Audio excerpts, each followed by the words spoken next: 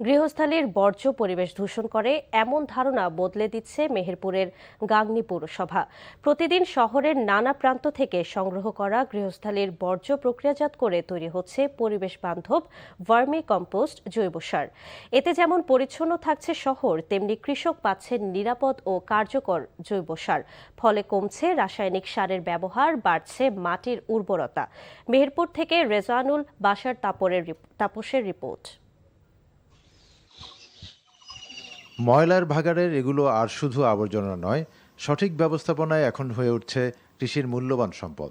মেহেরপুরের গাংনী পৌরসভার চৌগাছা ডাম্পিং স্টেশনে প্রতিদিন শহরের বিভিন্ন এলাকা থেকে সংগ্রহ করা গৃহস্থলের জৈব বর্জ্য প্রক্রিয়াজাত করে উৎপাদন করা হচ্ছে পরিবেশ বান্ধব ভার্মি কম্পোস্ট জৈব সার।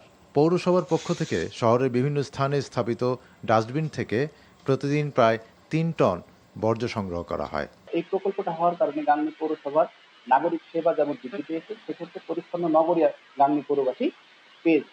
এবং সাথে সাথে এই প্ল্যান্টটা হচ্ছে সারবাটি মাঠের ভিত্তি হওয়ার কারণে এখানে প্রান্তিক পর্যায়ে কৃষকরা কম খরচে এখান থেকে জৈব সারটা কিনে নিতে পারছে। কৃষি প্রধান গাংনী উপজেলায় সবজি, ফল ও বিভিন্ন ফসলের চাষিরা এই জৈব সার ব্যবহার করে ভালো ফলন পাচ্ছেন।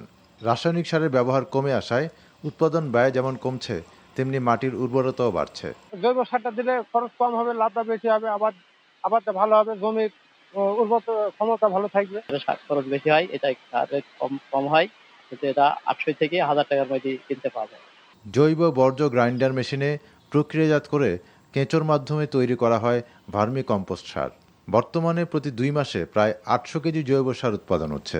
আমরা কৃষকদের পরামর্শ দিয়ে যাচ্ছি যেন তারা বেশি বেশি জৈব সার ব্যবহার করেন। যেহেতু বজ্র থেকে এখানে জৈব সার উৎপাদন হচ্ছে, সেহেতু বজ্রের ভিতরে যে সকল হেভি মেটাল থাকে, এই হেভি মেটালগুলো যদি তারা আরো ভালোভাবে স্ক্রিনিং আউট করার মতো কিছু প্রজেক্ট এখানে তারা গ্রহণ করেন, আমার মনে হয় সবচেয়ে ভালো জৈব সার এখানে উৎপাদন হবে। বর্জ্যকে সম্পদে রূপান্তরের এই উদ্যোগ শুধু শহরকে পরিচ্ছন্ন রাখছে না, একই সঙ্গে কৃষিকে করছে আরও টেকসই ও পরিবেশ বান্ধব। NTV news desk.